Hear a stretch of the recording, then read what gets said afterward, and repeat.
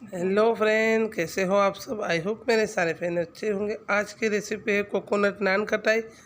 किस तरह से बनती है देखिए, बिना ओवन के मैं किस तरह से बनाती हूँ। बहुत क्रिस्पी और एकदम टेस्टी।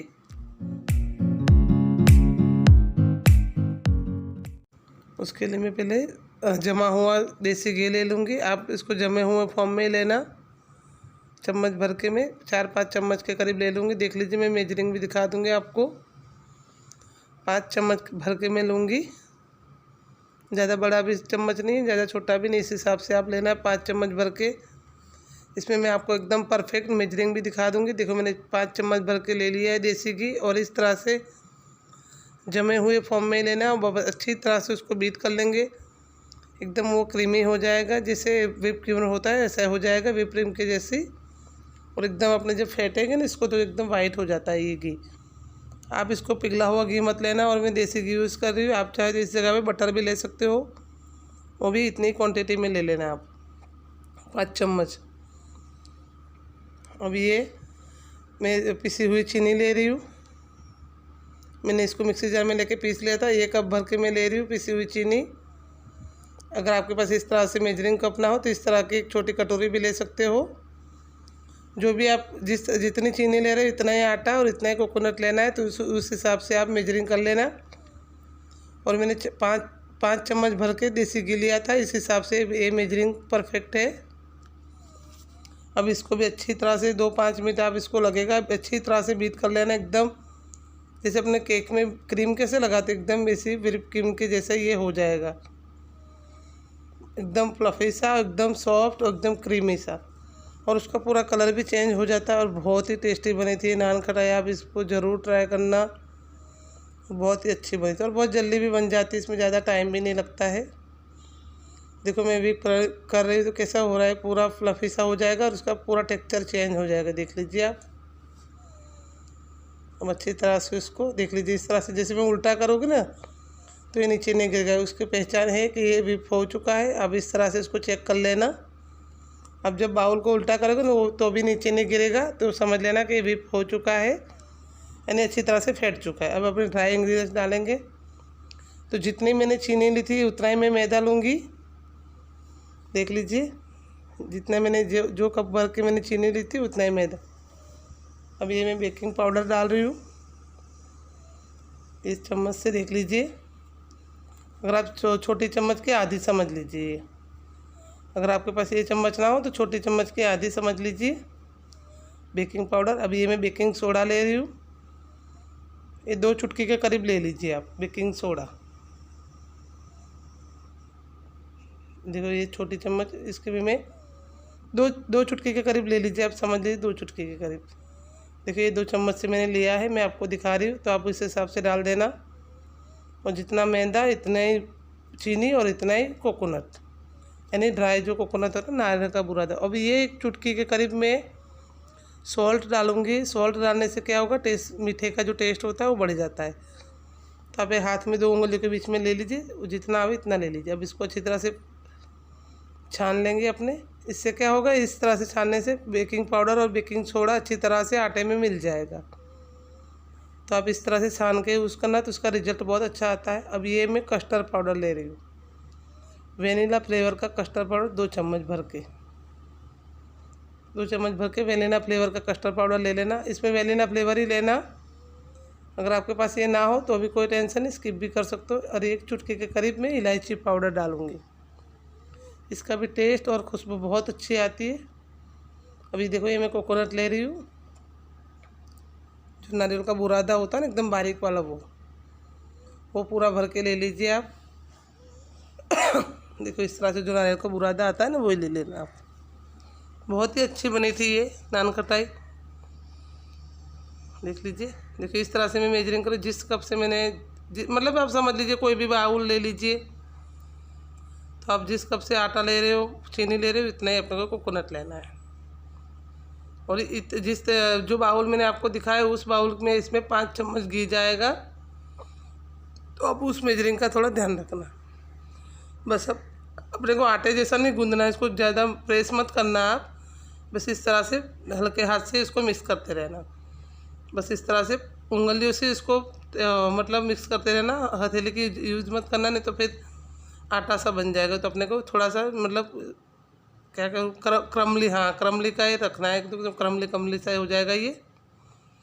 बस इस तरह से उसको रखना है। देखो मैं, आप देख रहे हो तो मैं उंगलियों के इस्तेमाल करती हूँ, मैं हथेली का इस्तेमाल नहीं करती। बस इस तरह से इसको मिक्स कर लीजिए।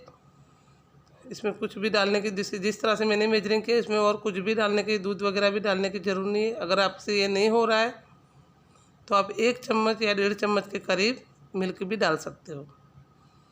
अब देखो ये छोटा सा मैं ढक्कन इसलिए ले रही हूँ, तो इससे क्या होगा, अपनी जो नान कटाई है वो एकदम छोटी बड़ी नहीं बनेगी, एक इवन बनेगी, यानी एक ही साइज़ की बनेंगी। तो आप इस तरह का कोई ढक्कन ले लीजिए, कोई चम्मच ले लीजिए, तो इस हिसाब से आप उसकी लोई से बस इस तरह से अपने रेडी कर लेंगे। बहुत इजी है, बस उसको खाली बेक होने में थोड़ा टाइम लगता है, नहीं तो इस प्रोसेस में ज़्यादा टाइम नहीं है।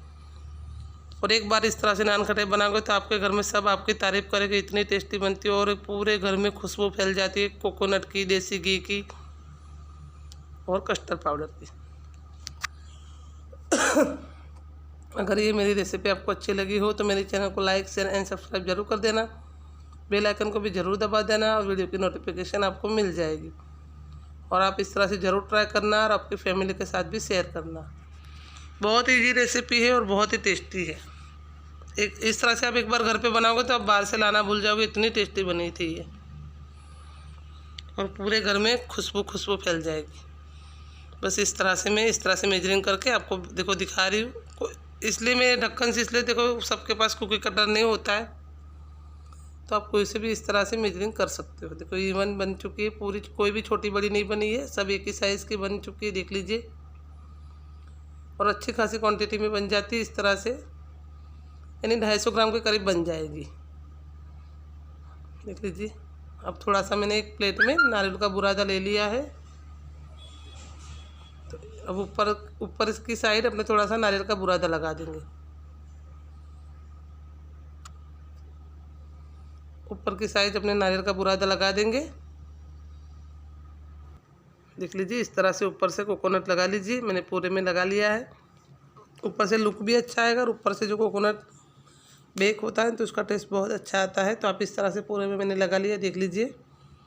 अब इसको 5 मिनट के लिए फ्रिज में रख देना। आप इसको 5 मिनट फ्रिज में रखने के बाद ही इसको बेक करना, तो इससे क्या होगा, ये फैलेगी नहीं जब बेक होगी, जब फैलती नहीं। तो 5 मिनट इसको फ्रिज में रख देना इसी तरह से। अब एक प्लेट में मैंने बटर पेपर लगा दिया है। अगर आपके पास बटर पेपर ना हो तो कोई भी प्लेन पेपर ले लीजिए, उसमें ऑयल लगा के भी यूज़ कर सकते हो। देखो मैं इस तरह से अब वही प्लेट में पूरी नान खटाई रख रही हूँ और इसमें बीच में मैंने जगह रखी है, देख लीजिए।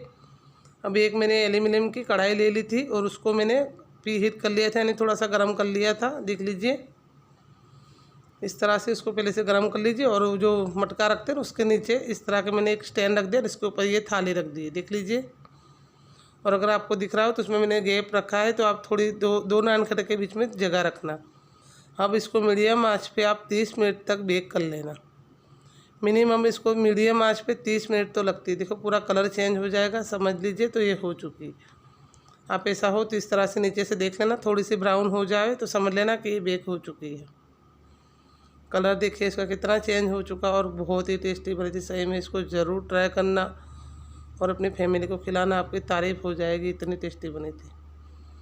देखो मैं और आपको दिखा रही हूँ, देखो इस तरह से थोड़ी सी ब्राउन हो जाएगी तो समझ लीजिए ये हो चुकी है। देख लीजिए कितना कलर भी पूरा चेंज हो चुका है। और इस तरह से नाइफ डाल के भी देख लीजिए, पूरा साफ आएगा तो समझ लीजिए कि ये बेक हो चुकी है।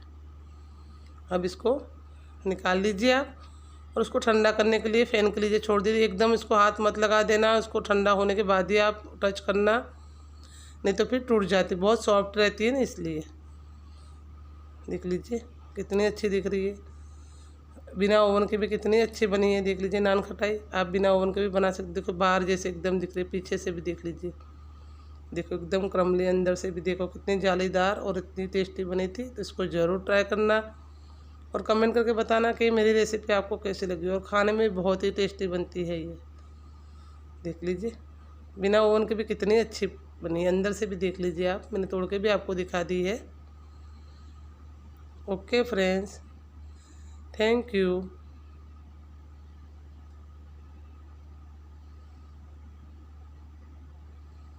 देखो अब इसको मैं और तोड़ के दिखा रही हूँ तो एकदम क्रमली सा हो जा रहा है, तो आप समझ लीजिए। अब इसको एक जार में भर देना, आप इस तरह के एयरटाइट जार में भर देना और ढक्कन रख के आप इसको देखो, अगर ज़्यादा बनाओगे तो 15-20 दिन तक इसको कुछ भी नहीं होगा, यानी महीने तक भी, 1 महीने तक भी इसको यूज़ कर सकते हो। पर ये ज़्यादा दिन रहती नहीं, मैंने तो कम क्वांटिटी में बनाई थी। अगर आप ज़्यादा बना रहे हो तो भी ये ज़्यादा दिन नहीं रहेगी, इतनी टेस्टी बनती है ये।